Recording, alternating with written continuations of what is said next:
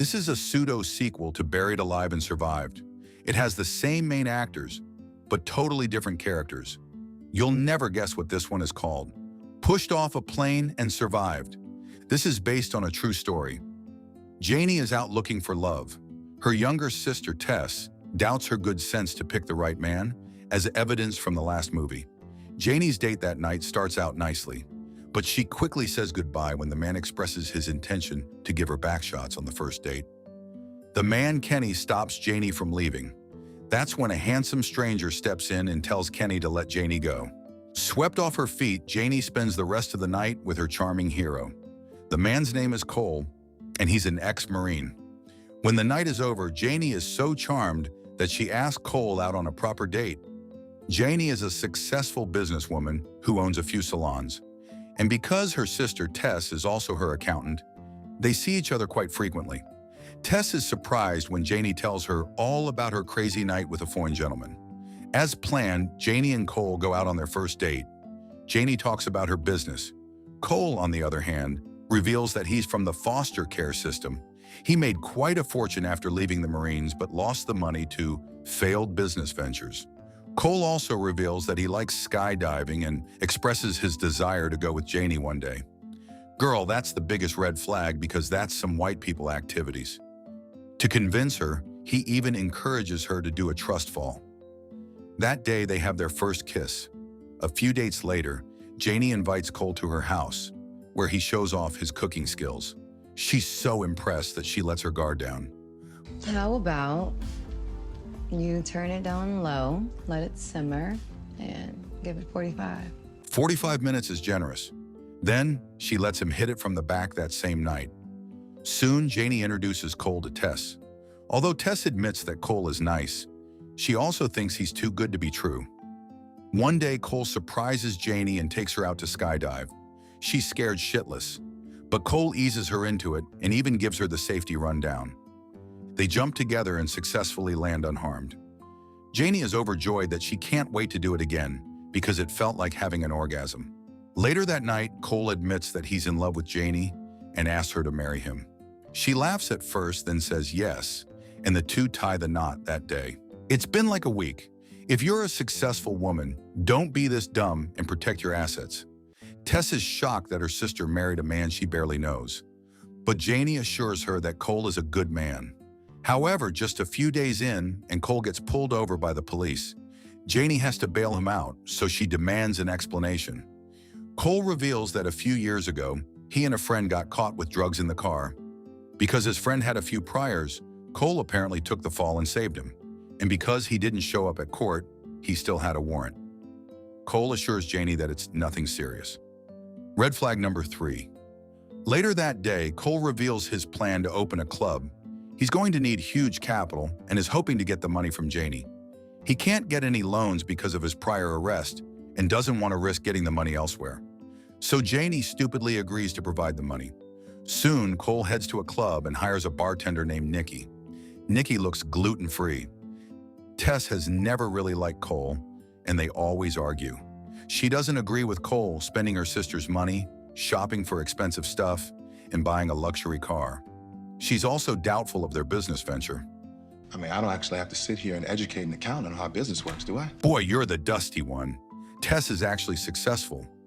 Jaynie is unaware that Cole is already having an affair with Nikki. No offense to Nikki, but trading a winner of America's Top Model for KKK Nikki is wild work. When confronted for coming home late, Cole makes an excuse about meeting a friend. He even tells Jaynie he'll introduce that friend to her tomorrow. The next day, Cole introduces his friend Sammy. He wants to hire Sammy as a bouncer, but Jaynie doesn't like him because he looks like he'd star in a Tubi film. When she raises the concern, Cole gets angry at her for not being a supportive wife. After their fight, Cole meets with Nikki and he eats her potato salad with raisins. Nikki knows Cole is married and doesn't mind. Anyway, it's gotta be better than going home to some naggy wife. Excuse my finest pardon? That night, Cole takes her out to a fancy restaurant and asks her to be his club manager. Unfortunately for them, Tess sees them and snaps a few photos. Tess immediately sends the photos to her sister, and Jaynie confronts Cole right away. Cole denies the allegations and insists he's no cheater. This is another woman kissing me. She got carried away because I gave her a job. And I am not stupid. Jaynie realizes they got married too early, so she gives up and kicks Cole out of her house. Boy is the worst con artist. Couldn't even keep it in his pants long enough to secure the bag.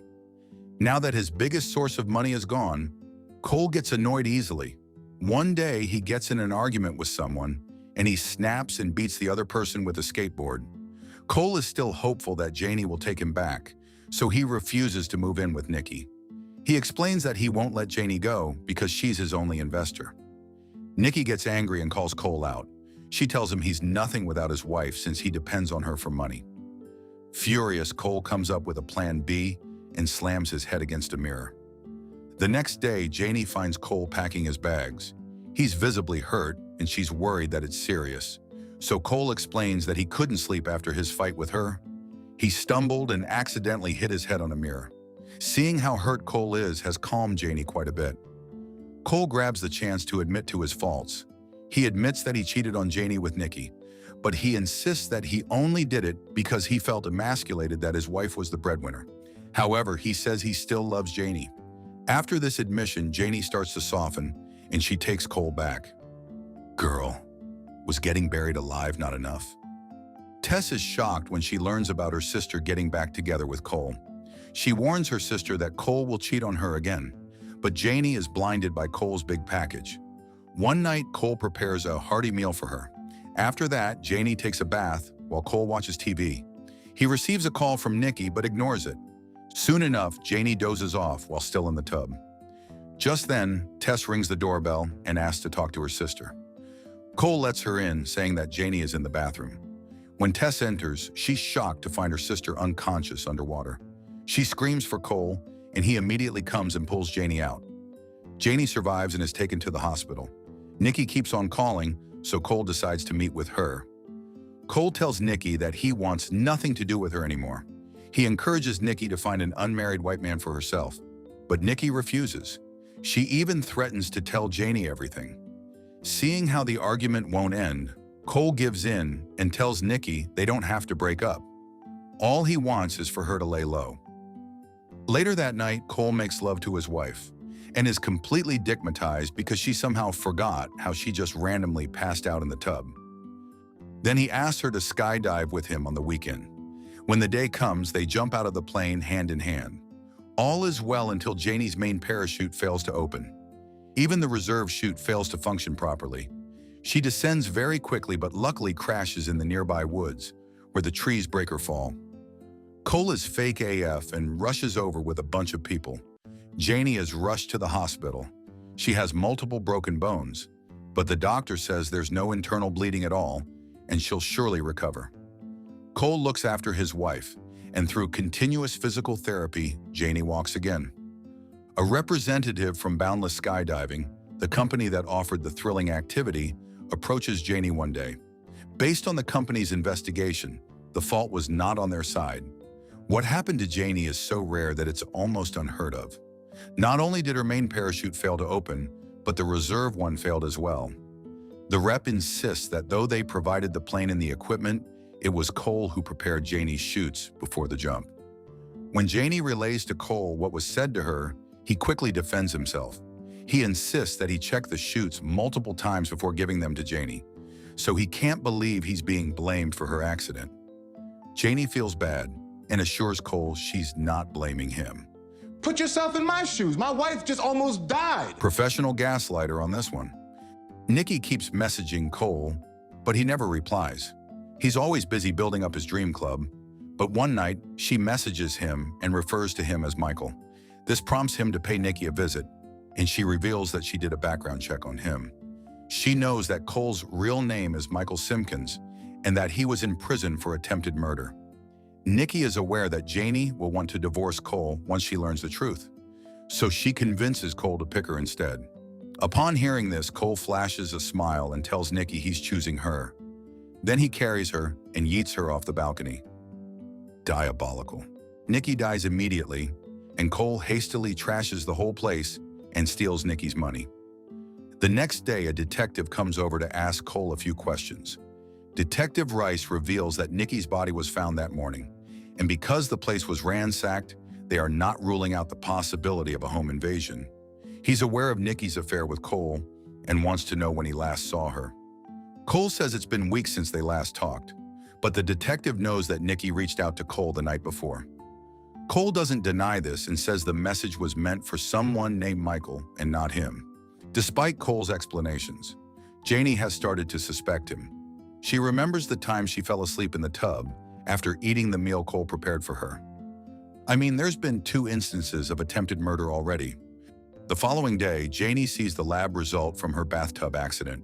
She heads to the hospital to learn more about it. The doctor reveals that a high dosage of an allergy pill was found in her system. It was the reason why she fell asleep in the tub. To Jaynie's shock, the doctor says she called Cole and told him about it. Now that her suspicions are stronger, Jaynie confides in Tess. It's still hard for her to believe that Cole is capable of hurting anybody, but Tess thinks the evidence against him is too strong. So the two share with Detective Rice what they have learned. But since they lack proof, Cole can't be convicted of a crime. So while they continue to investigate, Detective Rice wants Jaynie to be careful. The following day, Cole returns home early to accompany Jaynie to her therapy session. Worried, Jaynie calls Tess right away and tells her she's with Cole. Then she puts away her phone without ending the call. Instead of heading to the hospital, Cole makes a different turn and brings Jaynie to the location of their upcoming club. While inside, Jaynie confronts him and calls him out for trying to kill her twice. On top of that, she's sure that he killed Nikki as well. Cole denies the allegations initially, so Jaynie offers to give him $1 million in exchange for a no-contest divorce. That way, he wouldn't have to kill her. She assures him that there's not enough evidence to connect him to Nikki's death, and he'll be able to walk away with the money. This time, Cole admits that he killed Nikki and attempted to kill Jaynie twice. When his plan failed, he considered staying with Jaynie as her husband. But now that she knows the truth, he'll gladly take the money. On their way out, Cole hears the police cars approaching. Jaynie takes out her phone and reveals that Tess has been listening the whole time and got to record the confession. Cole refuses to give up easily and beats up Jaynie. She tries fighting back, but he's way too strong. Lucky for her, there's a jagged metal rod nearby. She stabs Cole with it until he's down. The police arrive just in time to save both of them, and Jaynie is relieved she has survived the ordeal. Now that Cole is gone, Jaynie is free to return to her old life. She's still open to finding the one for her, but this time, she takes Tess with her on dates. She is hopeful that in time, she'll finally get it right, and she is swearing off skydiving for good. I really enjoyed this one, and Eva definitely deserves to be in more movies. What did you guys think? Hey, if you like this video, make sure you subscribe now and turn on the notification because YouTube isn't recommending my videos. And if you'd like to watch more foolishness, click here